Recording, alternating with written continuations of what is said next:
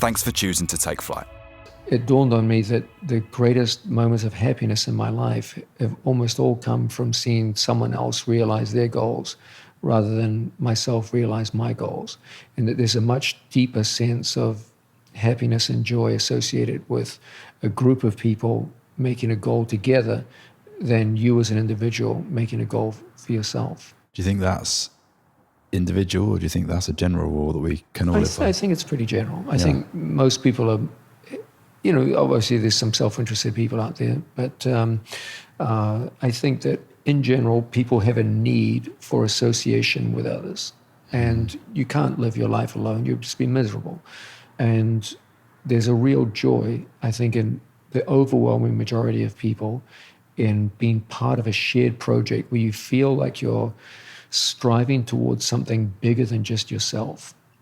And that there's a certain emptiness and loneliness and shallowness in a life lived only for your own self-interest.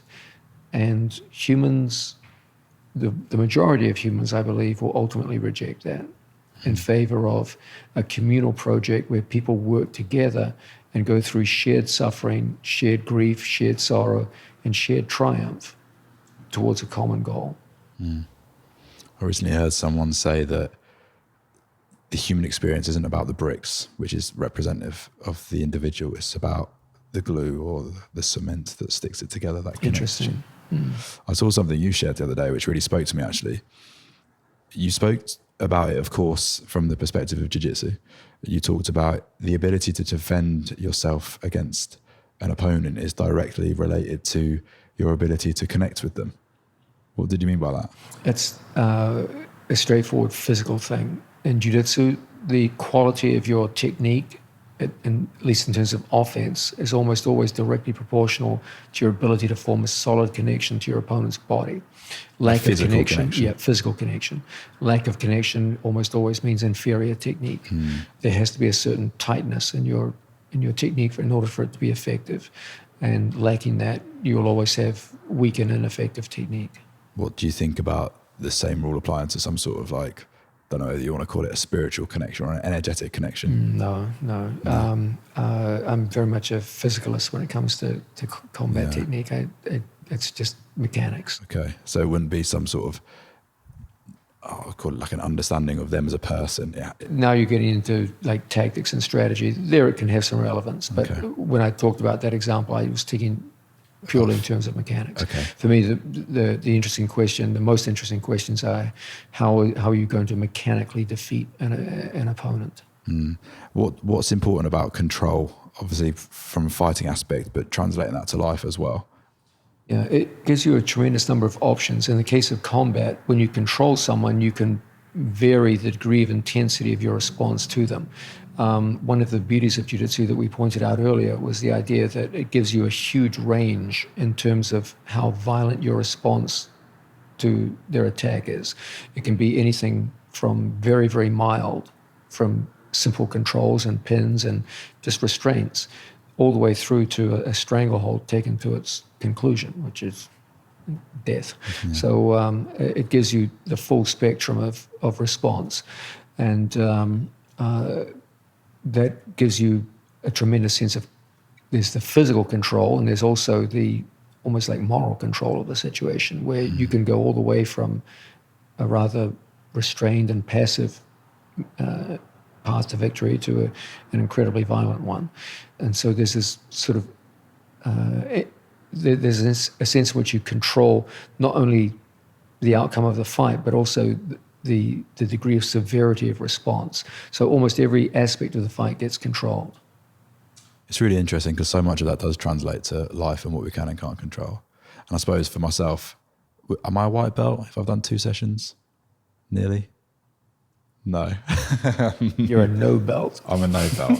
Okay. You have to join up a school and, Okay. And then you would get your white belt. Yeah. Okay.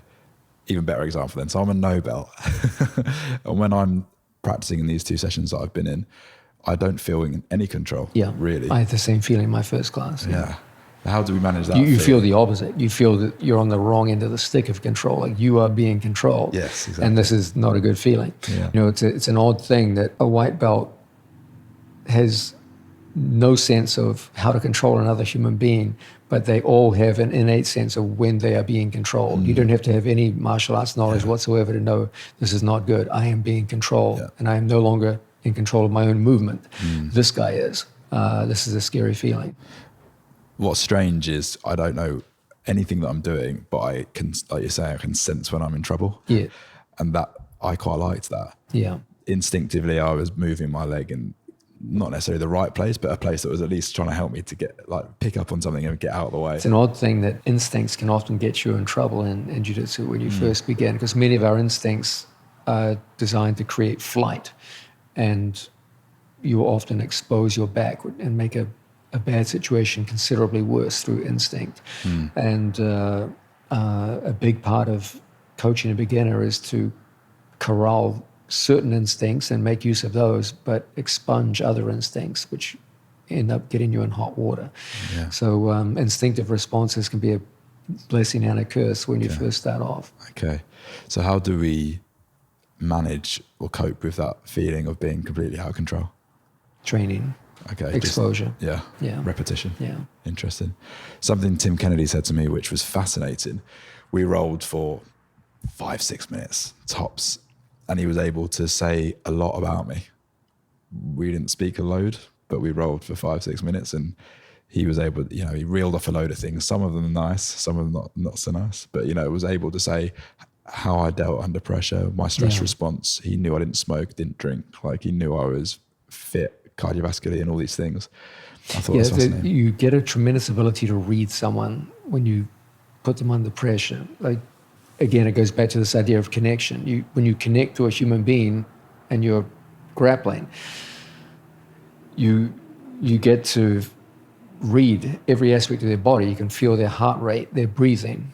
You can even see the dilation of their eyes and how much panic response there is in their eyes, their facial tension, things like this. So you get a degree of assessment of a human being, which is quite interesting and unique. Moreover, many of the responses when you're grappling cannot be faked. Like, if you and I engage in a conversation and we don't know who each other are, we've never met each other, both of us will put on a lot of fake ears. As human beings, we want to impress each other, so we say certain things, we act in certain ways, we put on a certain body language. And many of these will be designed to create an impression which may not be particularly accurate. We're trying to put forward an image, and the image may not accurately reflect the reality of who we are. But in grappling, you can't do that. You're under stress and you're fighting for survival. And so you can't fake your heart rate. You can't fake your breathing. You can't fake stress levels.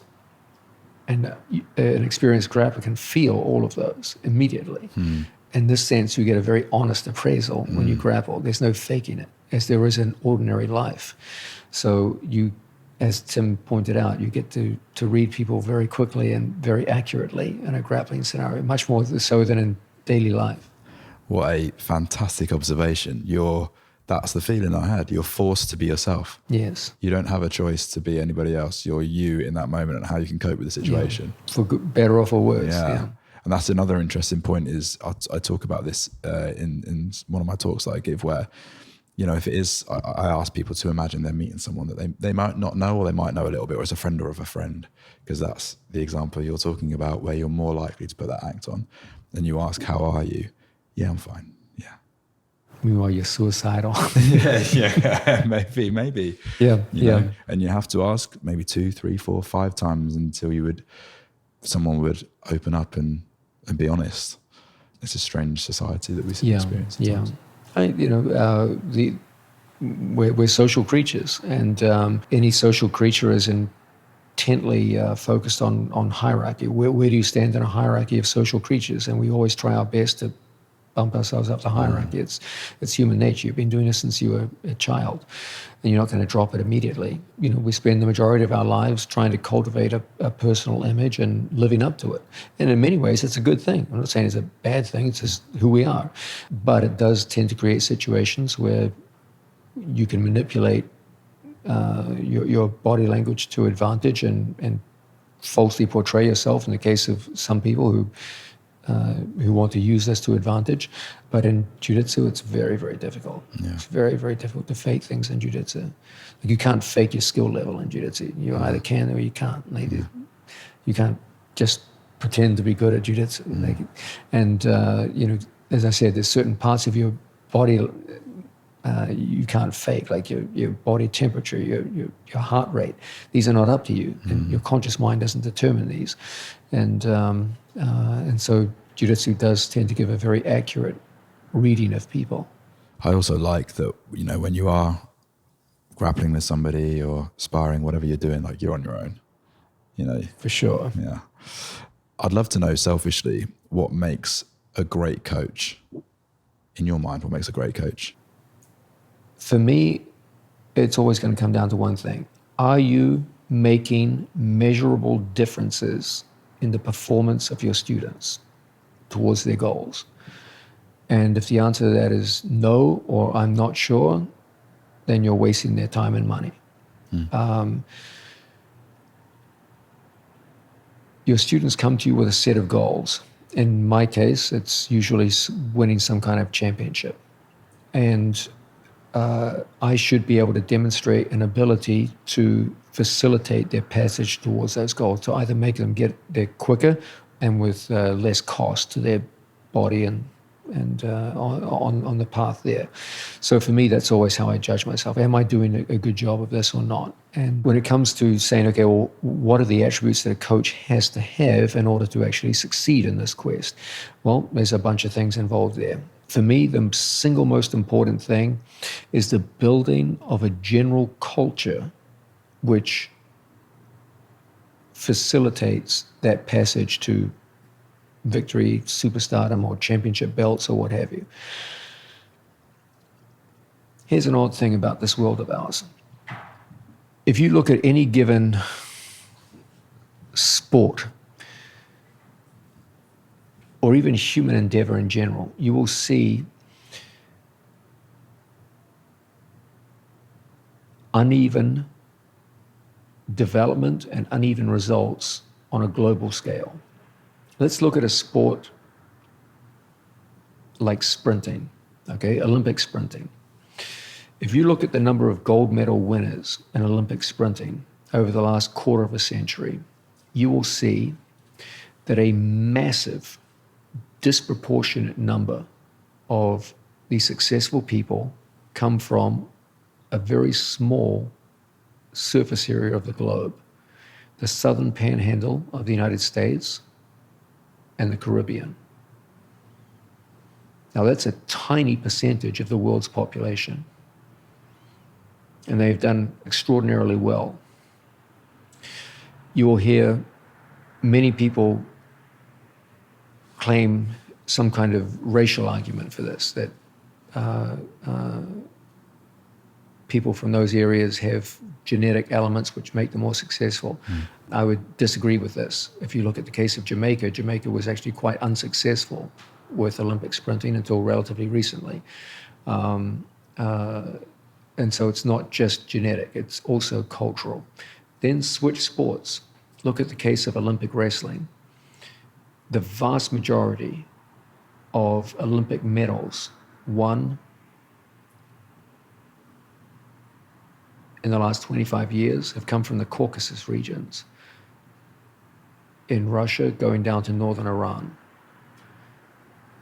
That small corner of the globe has disproportionately dominated the sport of freestyle wrestling in the Olympic Games for the last 25 years. Look at the sport of rugby. My country, New Zealand, is a country of only 3 to 4 million people. It's a tiny island in the South Pacific. And yet they have disproportionately dominated the sport of rugby. Why? Why did a country thousands of miles from anywhere in a misbegotten corner of the globe just suddenly become an international powerhouse in rugby like nothing else the world has ever seen, despite having a very small population? And as you get and you see more and more sports like this, you get to see that there's this pattern where certain sports tend to be overrepresented in certain areas, and there's no relationship between the number of people doing it. Sometimes the numbers of people doing it are quite small. Look, New Zealand, there's a tiny population. And you've got to ask yourself, what's going on here? Why is it that sports development is so uneven in this respect? Why is it that Australia is so successful in swimming? Okay, well, why is their swimming program so strong? Australia is a small population, but they punch way above their weight in Olympic swimming. Why? You can't just say, oh, Australia is surrounded by water. Australia is a continent. Okay, 90% of it is not surrounded by water. And secondly, there's plenty of other places that are surrounded by water, like Fiji, who never produced a single swimmer in their entire life. It's not just about that. There's something deeper. And what you will always see it is culture. A culture is created around a given activity. Now, where it comes from, what starts it, that's up to a bunch of things that we often don't control. But once it's created, once a culture is embedded, it creates an infrastructure which creates champions.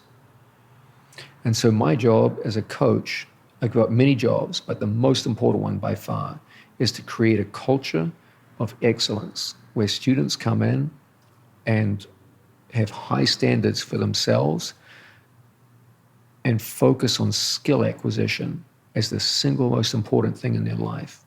Okay, if you want to get to the top, the thing you might need more than anything else is skill. Okay, you can talk all the way about natural talent, this, natural talent, that. Skills are what make you stand out from the crowd.